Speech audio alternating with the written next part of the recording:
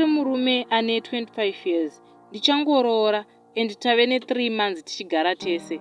Asi chinoitika pandiri ndinorota tiine mwana nemudzimai wangu.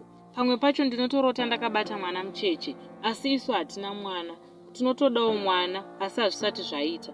Then ndinorota ini ndine munhukadzi kuhope anouya achida kudanana neni. But patime iyoyo mukadzi wangu anenge aripo padyo neni. Munhu iyeye anouya obva agara kana pamakumbo pangu.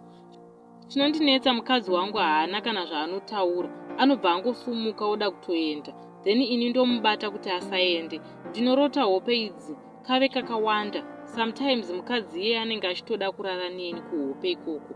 Ndinozvibvunza kuti but why ini ndine mukadzi wangu, ko uyu anodei? Ndingabatsirikanawo sei vehama nokuti hope idzi dzinotondinetsa. Thanks kune vachabatsira.